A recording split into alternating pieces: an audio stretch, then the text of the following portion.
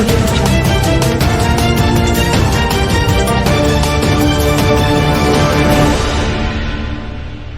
सबसे पहले तो मेरा आपका बहुत बहुत धन्यवाद कि इतनी चिलचिलाती धूप में आप मेरे साथ जन स्वराज के मुद्दे पर बात करने के लिए आए हैं। इसके लिए बहुत बहुत तहे दिल से धन्यवाद।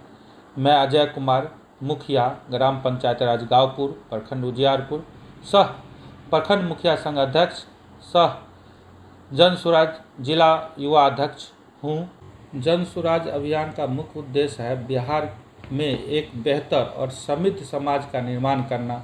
इसका लक्ष्य है कि समाज के योग्य और अच्छे लोग राजनीति में आकर बिहार को प्रगति के पथ पर अग्रसर करें। अभियान के मध्य अगर आज की युवा पीढ़ी जागरूक नहीं हुई तो अपने बच्चों को भी दूसरे राज्यों में जाकर नौकरी की भीख मांगनी पड़ेगी। बिहार के लोगों को जन स्वराज के माध्यम से जगाने का प्रयास प्रशांत किशोर जी कर रहे हैं और जो काफ़ी सराहनीय है। क्या जन स्वराज अगला विधानसभा चुनाव लड़ने जा रही है? जी हाँ, जन स्वराज इस बार के विधानसभा चुनाव में 243 सीट पर अपने उम्मीदवार उतारेगी और किसी भी पार्टी के साथ गठबंधन नहीं करेगी। जन स्वराज का मुख्य उद्देश्य है बिहार में एक नए और सकारात्मक राजनीतिक बदलाव की शुरुआत हो सके। इनका मुख्य उद्देश्य है। क्या प्रशांत किशोर जी बिहार के लिए एक दूरदर्शी नेता साबित हो सकते हैं? जी हाँ, माननीय प्रशांत किशोर जी अपने हर सभा में कहते हैं कि बिहार के लोगों को लगता है कि शर्ट के ऊपर जो गंजी पहनता है वही बिहार का नेता है और उसी से विकास होगा।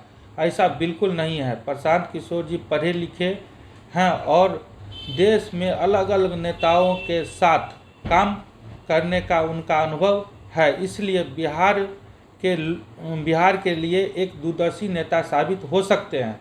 उन्होंने बिहार में पदयात्रा के समय गांव-गांव में जाकर कहा है कि समाज के अच्छे लोग जब तक राजनीति में नहीं आएंगे तब तक बिहार का विकास संभव नहीं है। बिहार की प्रगति के पथ पर तब तक ले जाया नहीं जा सकता जब तक समाज के लोग जागरूक नहीं होंगे और अपने हक के लिए नेताओं से सवाल नहीं करेंगे।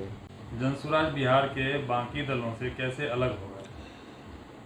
प्रशांत किशोर जी ने अपने भाषणों में बताया है कि जन स्वराज बाकी दलों से इसलिए अलग होगा क्योंकि यह जाति, धर्म और व्यक्तिगत हितों से ऊपर उठकर समाज के सभी वर्गों के लिए काम करेगी। इसका मुख्य उद्देश्य है कि बिहार में एक समृद्ध, न्याय संगत और सशक्त समाज का निर्माण करना, जहां पर हर नागरिकों को समान अवसर मिले और अधिकार मिले। क्या जन स्वराज में सभी वर्गों को संख्या के हिसाब से हिस्सेदारी मिलेगी?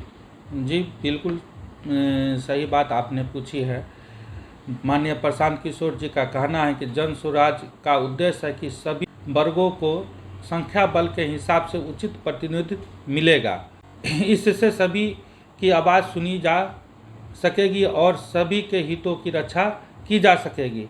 यही कारण है कि समाज के सभी वर्गों को संख्या के बल के हिसाब से संगठन और टिकट देने की बात माननीय प्रशांत किशोर जी ने कही है। क्या जन स्वराज में महिलाओं को भी उचित भागीदारी मिलेगी? जी, जन स्वराज में महिलाओं को उचित भागीदारी मिलेगी। उन्होंने कहा है कि महिलाओं की भागीदारी को बढ़ाना और उन्हें निर्णय लेने की प्रक्रिया में शामिल करना जन स्वराज का मुख्य उद्देश्य है। अगले विधानसभा चुनाव में 40 सीट पर महिला उम्मीदवार को उतारने का बात कही है प्रशांत किशोर जी ने। क्या जन स्वराज के माध्यम से अच्छे लोग राजनीति में आएंगे? जी हाँ, प्रशांत किशोर जी का कहना है कि जन स्वराज के माध्यम से अच्छे और योग्य लोग राजनीति में आएंगे। बिहार की राजनीति पर 1200 से 1300 परिवारों का कब्जा है।